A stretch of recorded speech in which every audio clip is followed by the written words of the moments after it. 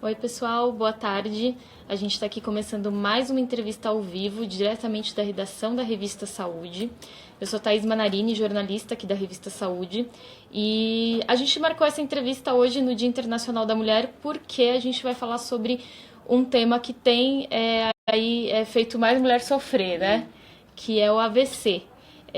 Então, primeiramente, feliz Dia das Mulheres para todas que estão acompanhando. Fiquem aqui, tirem suas dúvidas, porque hoje tá bem legal, tá bem interessante, tem muito dado aí que vale a pena ficar de olho. E eu tô aqui do meu lado com a doutora Daniele Sadala. Ela é neurologista e membro da Academia Brasileira de Neurologia. Ela é especialista em doenças cerebrovasculares, então, gente, é uma super especialista em AVC.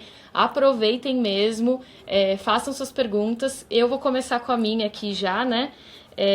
Antes eu vou até contar um dado para vocês, que agora em 2017 morreram mais mulheres em decorrência de AVC do que homens. E por que esse dado é impressionante? Porque foi a primeira vez que isso aconteceu.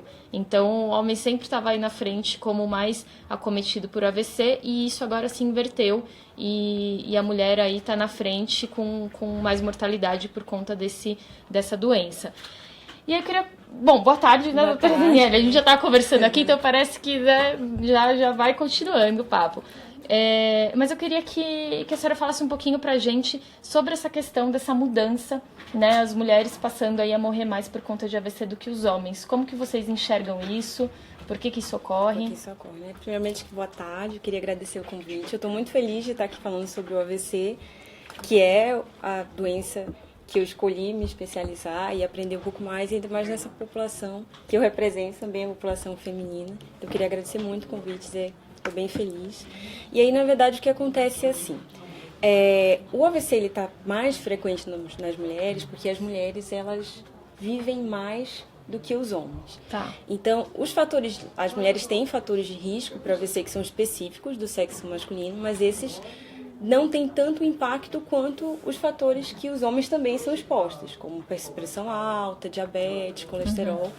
Só que como as mulheres elas estão vivendo mais do que os homens, então o risco do qual a mulher é exposta ao longo dos anos é maior do que o homem. Então o impacto desses fatores de risco na mulher atualmente ele é maior. Então, por isso, as mulheres morrem mais do que os homens por AVC. E além dessa longevidade, né? Então, em 2014 tem esse dado também que a Associação Americana do Coração falou que as mulheres tinham maior risco de AVC do que os homens. Os fatores de risco nelas são mais presentes?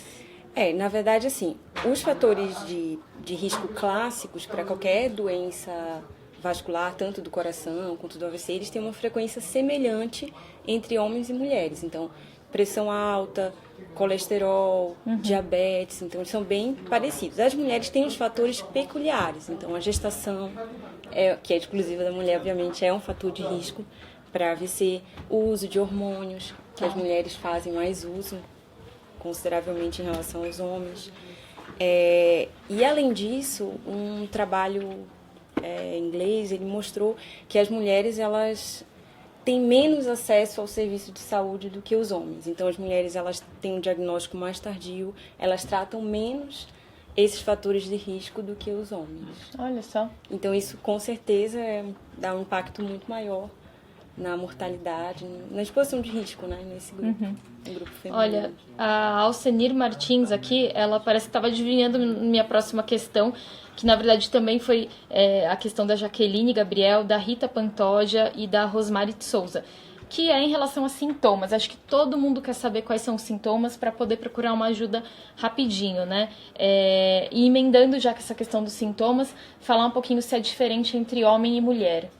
Na verdade, sim, os sintomas mais comuns são sintomas de perda de força, alteração da fala, a boca torta. Então, são sintomas que classicamente até a população mais conhece, mesmo porque são sintomas que são divulgados nas campanhas. Então, nas últimas campanhas de combate ao AVC, campanhas mundiais, até regras mnemônicas são utilizadas para que as pessoas consigam identificar mais precocemente esses sintomas. Então, nas últimas campanhas a gente teve a regra mnemônica de SAMU, que o S é de sorria. Então, quando a pessoa sorri, você consegue identificar se tem uma assimetria, se a boca está torta.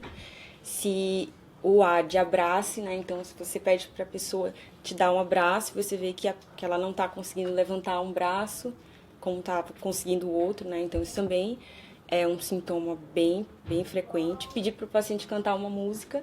Então, se o paciente não está conseguindo falar direito, articular direito as palavras, ou ele não consegue nem sequer pronunciar a palavra ou pensar na palavra, então isso também pode ser um outro sintoma frequente. E aí você tem que procurar ajuda. Existem alguns sintomas que são menos frequentes. Então, alguns pacientes podem ter apenas uma incoordenação, uma dificuldade para andar, de acertar um alvo, quando quer pegar um objeto, não ter a mesma precisão. Então, isso também pode acontecer, mas é menos frequente do que esses que eu citei anteriormente. Perfeito. Alcenir ainda pergunta se pressão alta é fator de risco, né? É um fator de risco para ambos os sexos, em todas as idades. Eliane Capistrano pergunta sobre estresse, se pode causar AVC. Na verdade, assim, o estresse ele pode descompensar algumas doenças crônicas que você já tem. Então, você é um hipertenso e você está submetido constantemente a uma situação de estresse. Então, isso faz com que o controle da sua pressão não seja tão adequado, mesmo quando você usa os remédios corretos. Então, ter uma vida mais tranquila, mais saudável, regrada, é bom para todos, não só para prevenir o AVC, mas para muitas outras doenças também. E já que a gente falou de uma vida mais equilibrada, a Eliana Togini acaba de lembrar do tabagismo, né? Isso, o tabagismo ele também é um fator de risco e na mulher, especificamente, quando a mulher precisa usar terapia com hormônios, o uso de anticoncepcional, etc., o uso do cigarro, ele potencializa o risco dessa mulher ter um AVC. Então, é muito comum que se use anticoncepcional. E a gente talvez vai conversar um pouco mais pra frente que o anticoncepcional é, sim, um fator de risco para AVC na mulher. Mas isso se potencializa muito mais se a mulher fuma, por exemplo. Tá. Então, todos os riscos que são exclusivos da mulher, eles são potencializados pelo cigarro. Então, isso é um a mais em relação ao homem, né? Então, uma coisa a se considerar que precisa parar de fumar. Urgente. E quando a gente fala de AVC, a gente tem o isquêmico e o hemorrágico, né? A gente você pode falar um pouquinho da diferença entre eles? O AVC isquêmico é o mais comum. Então, cerca de 85% dos casos de AVC são AVC isquêmicos. E eles acontecem quando um coágulo obstrui o fluxo de sangue para uma determinada região do cérebro. E aí falta sangue naquele local e acontece a isquemia. O AVC hemorrágico acontece quando o vaso se rompe. Então, o vaso que está carregando sangue para dentro do cérebro, ele se rompe e extravasa sangue para o tecido cerebral. Aí, esse é o AVC hemorrágico. Ele corresponde a aproximadamente 15%, sendo que do hemorrágico a gente tem os dois tipos, né? A gente tem o que acontece dentro do cérebro e o outro que acontece pela ruptura de um aneurisma. Né? Então, também as pessoas já ouviram falar muito, né, de ruptura de aneurisma. E esse é um tipo de AVC hemorrágico também.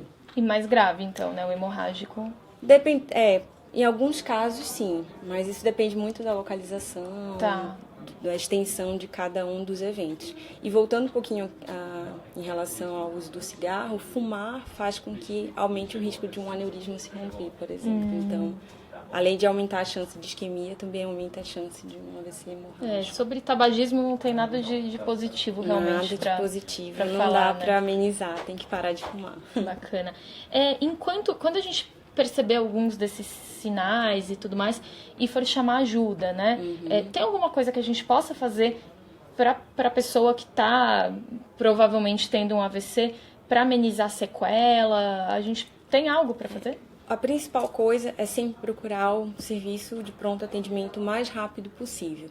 Porque existe uma máxima na neurologia que a gente roubou, entre aspas, da cardiologia, né? Que antes tempo era coração, para nós tempo é cérebro, né? Então, o AVC agudo isquêmico, ele pode ser revertido com terapias modernas não tanto, mas de alguns anos para cá, que fazem com que esse coágulo seja dissolvido.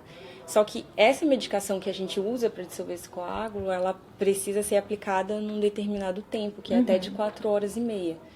Então, se você identificou que alguém próximo da sua casa, alguém da sua família está tendo um AVC, você não tem que pensar duas vezes. Você tem que chamar ajuda ou levar para o pronto atendimento mais rápido para que se chegue dentro dessa janela de 4 horas e meia e possa ser aplicada essa medicação para Perfeito. esses pacientes.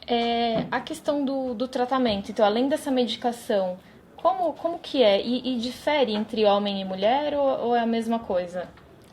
Na verdade, assim, a gente costuma dividir assim, o tratamento do AVC nessa fase hiperaguda, que é para receber a medicação, que chama Alteplase, que é uma medicação que o SUS fornece. Então, os centros de referência AVC do SUS, eles teoricamente devem fornecer essa medicação. E esse tratamento agudo, que é feito dentro de 4 horas e meia, a partir desse se você foi ou não candidato a usar essa medicação, chegou no tempo certo, a partir disso a gente vai tentar prevenir as sequelas ou intensificar a reabilitação para que as sequelas não fiquem permanentes e também investigar a causa do AVC para que você previna a recorrência. Tá. Então, tanto quanto você tratar essa fase aguda, você precisa saber o que causou aquele AVC para que você comece a prevenção o mais rápido possível para que o novo evento não aconteça. Então, mesmo que o sintoma for leve e passar, se for uma suspeita de AVC, tem que acompanhar. Tem que procurar um pronto atendimento,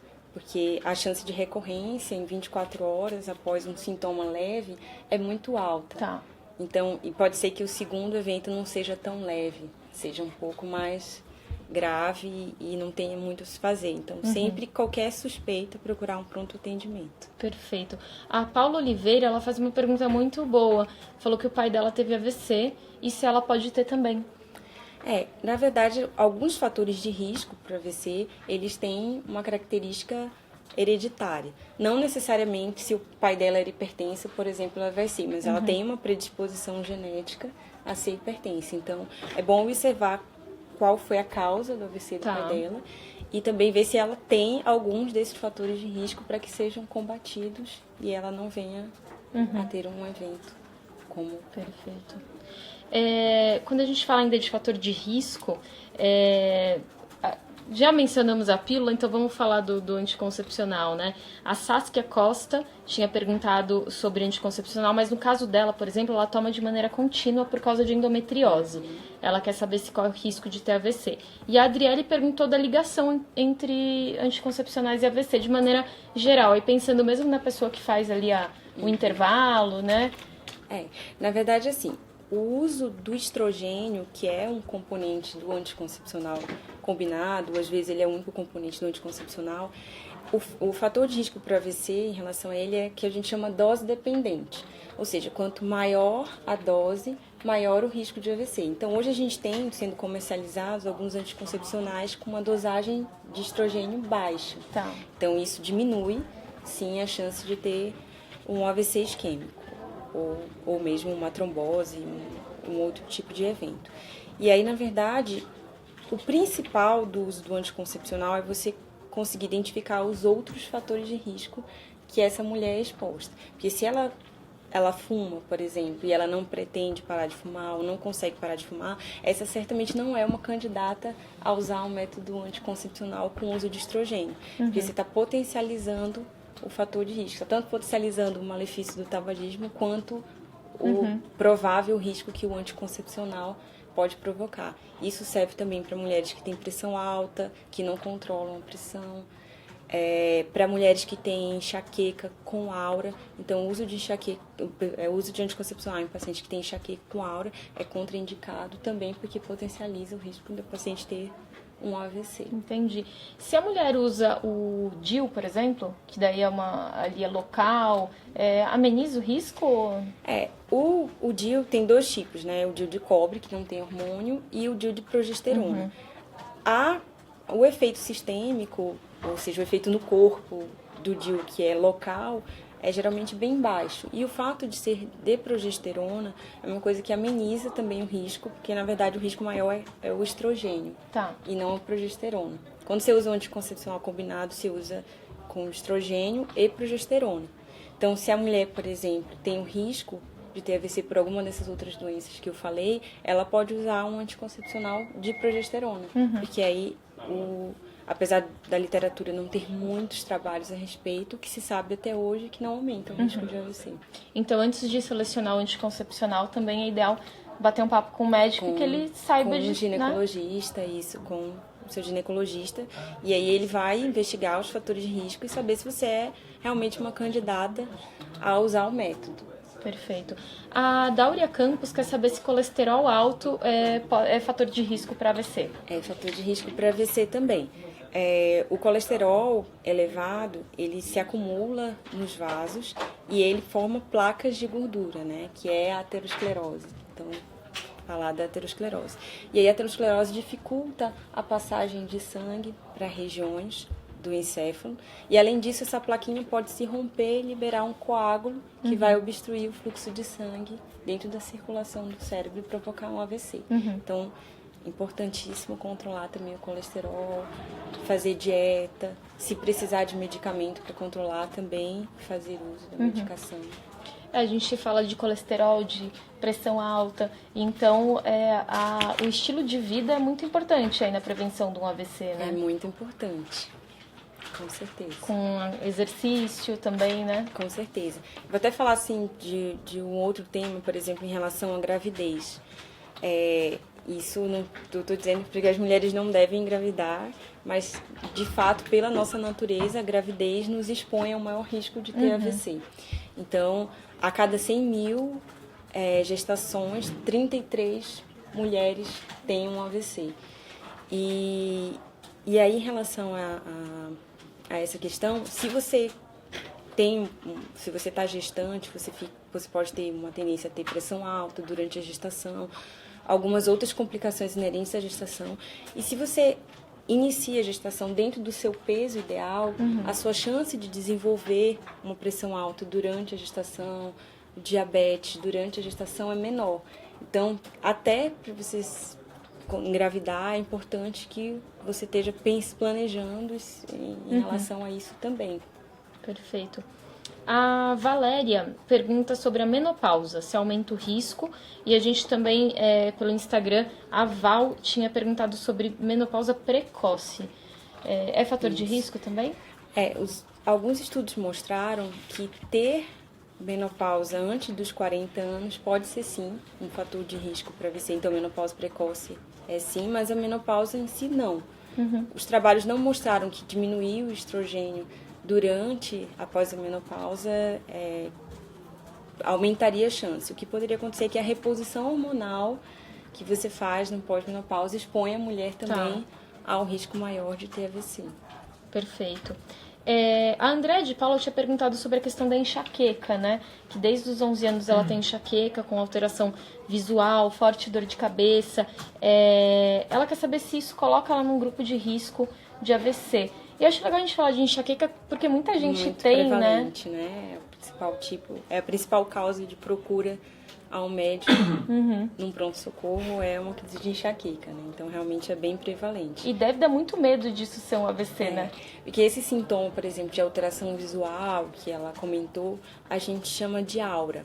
Então, essa aura é um sintoma transitório. E a aura, ela acompanha alguns pacientes com enxaqueca. A gente tem os pacientes com enxaqueca sem aura e os pacientes com enxaqueca com aura. E essa aura, ela tem um tempo para durar. Então, por exemplo, a aura visual, que são as alterações na visão, elas têm que durar até 1 hora. Então, se a aura fica muito persistente, então ela tem que procurar obrigatoriamente um serviço de emergência, que pode ser que essa enxaqueca tenha sofrido alguma complicação. E a enxaqueca, ela é um fator de risco também, a enxaqueca com aura, para AVC.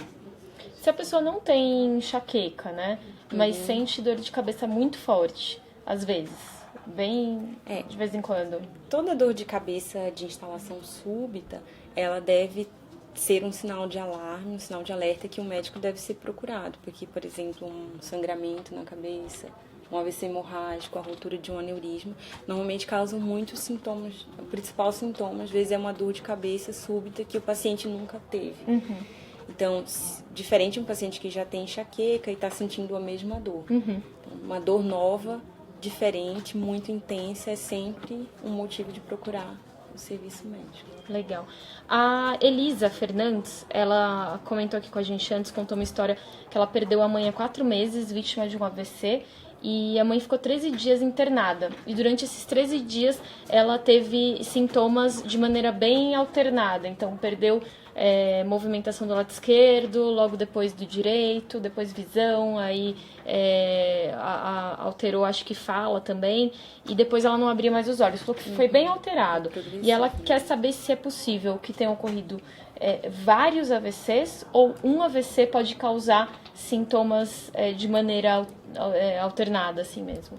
A grande característica do AVC é ser um evento súbito, né? Então, ele é um evento que aquele déficit se instala de maneira súbita. A instalação de novos déficits no decorrer do dia, novos sintomas no decorrer do dia, pode nos alertar que esse paciente está tendo novos AVCs ou alguma complicação do AVC inicial que teve. Mas não o mesmo AVC vai progredindo. Tá. Né? Então, você tem um evento naquele momento. Então, perdeu a força do lado direito. Se no dia seguinte você deixa de falar, muito provavelmente você teve um novo evento. Ou o AVC que você teve no dia anterior, ele sofreu um sangramento e se expandiu e aí gerou um novo sintoma. Mas sempre deve alertar que é um novo evento que está acontecendo. A Tanise Ramírez até tinha questionado aqui se o paciente pode ter mais de um AVC num espaço curto de tempo. Então pode, né? Pode ter. E por isso que a pressa em não só tratar aquele sintoma agudo, mas também o mais rápido possível descobrir a causa. Porque enquanto a causa não é revertida, não é retirada, o paciente continua exposto ao risco de ter um novo evento a qualquer momento. Né? Então, isso que a gente chama de prevenção secundária é tão importante quanto tratar agudamente um AVC. E a Rosa Almeida até fez uma pergunta bem interessante que encaixa bastante com o que a gente está falando. Ela falou que a mãe ficou 15 dias com sintomas de AVC até o AVC ser descoberto mesmo, né?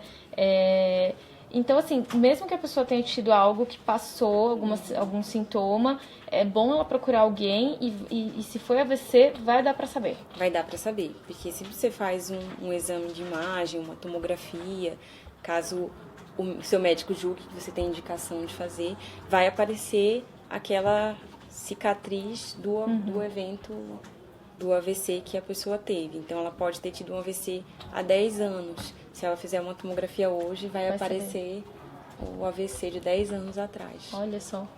A Alice Portela, ela pergunta sobre arritmia cardíaca. Se tem alguma relação aí com o risco de AVC?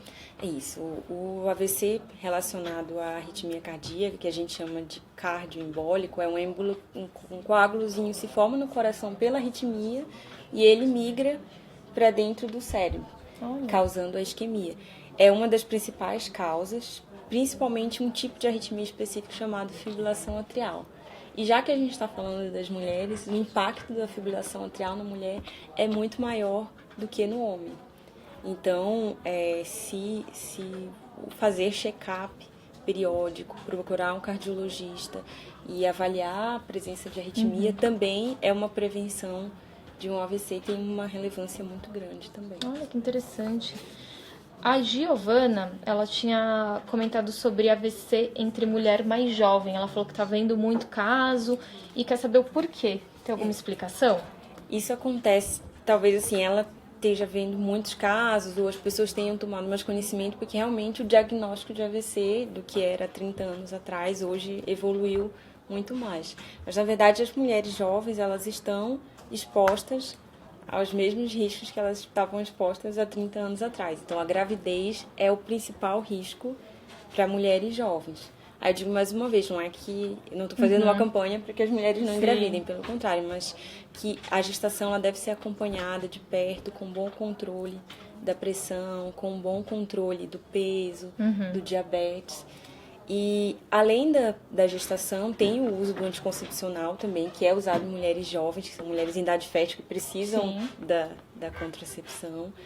E isso faz com que as mulheres jovens acabam também tendo um fator de risco de AVC. Mas se a gente juntar todos esses fatores de risco na mulher jovem, a gente vai ver que é menor do que o que a mulher de 80 anos, por exemplo, tem, porque a pressão alta, o diabetes e o colesterol acabam tendo um impacto um pouco maior.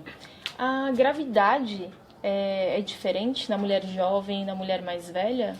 Na mulher mais velha, o cérebro ele já passou muitos anos da vida, né, com outros insultos, por exemplo, se a mulher tem pressão alta. Então, ao longo da vida, o cérebro já sofreu bastante também com a pressão. E o próprio corpo, né, o coração, ele não é mais o mesmo. Então, ter um evento na idade a partir dos 70, 80 anos, com certeza é mais não mais grave, mas com certeza a recuperação pode ser bem mais lenta e mais difícil em relação à mulher mais jovem. O cérebro mais jovem ele consegue se readaptar mais facilmente do que um cérebro de 80 anos. Mas isso também depende da gravidade do evento. Se o evento aos 80 anos for leve, pode ser que essa pessoa fique melhor do que uma mais jovem que teve um evento mais grave, né? Entendi. E, doutora, dá pra gente citar sequelas mais comuns? Existe isso? As sequelas mais comuns são relacionadas aos sintomas mais comuns. Então, é realmente perder a força no lado do corpo. Então, isso gera uma dificuldade para andar, uma dificuldade para escrever, para carregar um objeto. Alterações da fala. Então, às vezes, a fala não fica tão fluente. Então, isso também está associado, é uma sequela que é bem frequente, às vezes alteração visual. E, geralmente, muitas dessas sequelas, se você não faz uma boa reabilitação, é difícil que reverta, né? Por isso é importante também, no tratamento do AVC, a gente focar na reabilitação. Então, a fisioterapia, a terapia ocupacional, o profissional da fonoaudiologia. Então, a equipe que trata um AVC é uma equipe multidisciplinar. Entendi. A gente fala bastante do anticoncepcional. Tem algum outro medicamento de uso muito comum, assim, que possa aumentar risco de AVC? Os descritos na literatura são realmente o uso do anticoncepcional. Às vezes, algumas medicações, por exemplo, para o HIV, aumentam a aterosclerose e, por isso, aumentam a aterosclerose, a chance de formar plaquinha de gordura, e por isso aumentam o risco de AVC. Então, existem algumas medicações, mas o mais clássico na literatura mesmo é o uso do anticoncepcional. Doutora Daniele, a Paula está dando parabéns aqui, falando que está ótimo, informações muito úteis para as mulheres, é justamente esse o objetivo aqui hoje, né? E a Elisa também está falando que está excelente, um assunto pouco abordado e e super importante, né, para a gente mencionar. A Thalita tinha perguntado para a gente por Instagram quais são os sintomas mais incomuns. Então, assim, ela até deu um exemplo, algo que até profissional de saúde às vezes olha e deixa passar. Às vezes, o que a gente vê com muita frequência, apesar de ser um sintoma frequente, a dificuldade na fala às vezes é confundida com simulação. Então, às vezes o paciente tem um sintoma chamado afasia, que ele não consegue se comunicar através da linguagem. Então, às vezes é uma pessoa que está igual você e que não consegue falar. Então, às vezes o profissional de saúde pode achar que que está sendo forjado. Estresse pode ser? Ou estresse, está muito estressado. Um sintoma psiquiátrico, não neurológico em si. Além disso, a gente tem os sintomas de campo visual também, que são bem curiosos. Os pacientes, às vezes, eles deixam de ver metade de um campo visual. Só que, às vezes, eles nem percebem, exceto porque estão esbarrando na parede, ou quando estão dirigindo, bate um retrovisor e nem vê que vai ter um retrovisor, porque realmente o campo visual está abolido. Então, esses são sintomas geralmente infrequentes. Um sintoma que às vezes o profissional de saúde também não consegue reconhecer que é um AVC é o quadro de tontura súbita. Então, o paciente começa a ter vertigem, então acha que é uma crise de labirintite. Na maioria das vezes mas se o paciente é hipertenso, é diabético, tem o colesterol alto, pode ser sim um AVC. Investigar. Então, tem que ficar atento também para a investigação. E nesse caso é legal marcar uma consulta com um neuro? Com um neurologista, com certeza. Eu não apresentei para vocês, o Theo, ele está atrás das câmeras, e eu queria perguntar se ele tem alguma questão para fazer aqui. Tem sim. Tem uma coisa que eu achei bem interessante. Aliás, boa tarde aí, gente. que é, assim, as pessoas quando elas têm um AVC, é uma situação de emergência, ela tem que ser rápida. Mas ela pode levar essa pessoa, esse paciente, para qualquer hospital, ou em teoria seria bom ela se precaver antes e saber, olha, este é um centro de referência, este não é. Como é que fica essa direção? O ideal é que entre em contato com o serviço de emergência, que é o SAMU, porque o SAMU ele faz uma triagem inicial, se é um quadro de suspeito de AVC, até mesmo pelo telefone, ele consegue orientar para a pessoa sorrir, dar um abraço, cantar uma música. E aí, quando ele for fazer o resgate do paciente, ele vai direcionar para um hospital da rede pública que tenha acesso ao tratamento agudo do AVC, que é a Alteplase, e mais recentemente, estava até na mídia, bem divulgado também o uso de um dispositivo, que é um stent que vai até a circulação do cérebro e retira o trombo. Então, também volta o fluxo de sangue. Isso acontece somente em serviços referenciados de AVC. Então, o conhecimento... Se você está no carro, no ambiente público, você pode até levar para o serviço de saúde mais próximo. Mas o serviço de saúde ele tem que estar capacitado para reconhecer que é um AVC e encaminhar para um hospital que seja... que tenha um especialista e que tenha acesso a essa terapia. Perfeito. E teve duas coisas que pintaram aqui, ainda sobre sintomas. Uma que falava de dormência especificamente no braço, se a dormência no braço era sintoma. E a Mari também perguntou, no caso dela, ela fala de dor de cabeça do lado direito, ela tem tido há vários dias. Isso é um sinal de AVC ou esse fato de ter vários dias já indica outra coisa? Em relação à dormência, é um sintoma bem frequente e as causas são múltiplas. Às vezes, se você dormir em cima do seu braço, pode dar dormência. Mas se você tem uma instalação de uma dormência súbita e você tem algum fator de risco, então o grau de suspeição que isso pode ser um AVC é maior. Não que se você não tenha fator de risco e tenha um formigamento súbito, você também não deve investigar um AVC, mas... É como se fosse um quebra-cabeça, né? A gente vê os sintomas, vê os fatores de risco e isso faz com que a gente tenha um grau de suspeita maior que seja ou não um AVC. Em relação à dor de cabeça, as crises de enxaqueca, por exemplo, elas podem durar até 72 horas. E existem alguns casos que elas duram até mais dias, mais tempo do que 72 horas. E aí, nesse caso, quando ela está muito persistente, ela também pode ser um sinal de alguma complicação, não só o AVC, mas alguma outra complicação que ela precisa com certeza ser avaliada por um profissional de saúde. Doutora Daniela, eu queria perguntar um pouquinho sobre a vida após um AVC. Então, esse paciente foi tratado, está recebendo cuidados. Do ponto de vista de estilo de vida, a gente tem dicas para passar para essa pessoa em relação à alimentação, atividade física? Pode fazer atividade física? Porque às vezes pensa também, vou fazer, posso me esforçar, não sei, né? Como que é isso? Isso é bem individualizado, né? Porque depende da gravidade do AVC. Mas com certeza o exercício que é feito com um profissional de fisioterapia é o primeiro passo. Então, se você controlou bem os seus fatores de risco, a pressão está controlada, a sua arritmia está controlada e você está sendo acompanhado por um profissional de fisioterapia, então ele vai te indicar quais os exercícios mais pertinentes e o tratamento ao longo do tempo, né, a progressão do acompanhamento vai direcionar quais outras atividades você pode seguir, né? Então, isso é bem individualizado, mas de uma maneira geral, o tratamento fisioterápico ele deve ser começado o quanto antes, se possível, nas primeiras 24, 48 horas, e a evolução, ao longo dos dias, a evolução do tratamento fisioterápico vai direcionando quais tipos de exercício deve ser feito.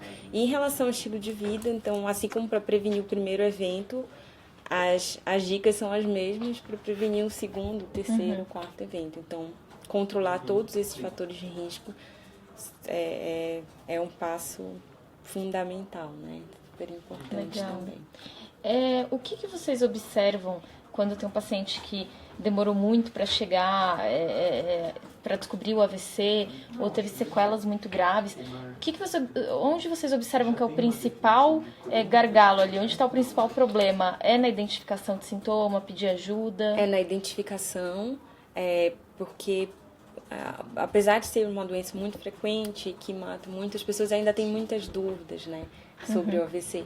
Então, às vezes elas acham, a gente ouve muito, principalmente no serviço público, a pessoa chegar e falar assim, tá sem mexer o lado do corpo, achei que ia passar. Fiquei em casa porque achei que ia melhorar, ia dormir e no dia seguinte ia melhorar, e acorda e vê que não melhorou. Então, perdeu tempo de chegar mais precocemente ao hospital e no momento que poderia ter sido feita alguma coisa que revertesse totalmente, né, o sintoma. Então, esse acho que é o principal gargalo, identificar um AVC. Perfeito. Théo, você tem mais alguma questão? Eu acho que por aqui tá tudo tranquilo, Thaís. A Suzy acabou de contar aqui uma história pra gente. Ficou 3 dias se arrastando pela casa depois de ter um AVC, né? Conseguiu socorro, mas o lado esquerdo não tem movimento até hoje. E com fisioterapia ela ainda não viu muito resultado. Isso pode acontecer, às vezes a sequela chega a ser tão grave que mesmo a fisioterapia não... Se o evento é mais grave, geralmente a recuperação ela pode não acontecer da maneira desejada. Mas às vezes um mínimo ganho que para ela pode não ter voltado, ou ela ou outra pessoa, né, voltado a 100% o que era antes. Mas cada benefício que ela tiver é um ganho. Né? Então é muito importante persistir, não desistir, reabilitar, se cuidar, seguir em frente. Né? Perfeito. Bom, a Merit também deu parabéns aqui, falou que tá muito esclarecedor. A Diva mandou parabéns pra gente, lindas. Então, ganhamos um lindas aí. Obrigada, gente.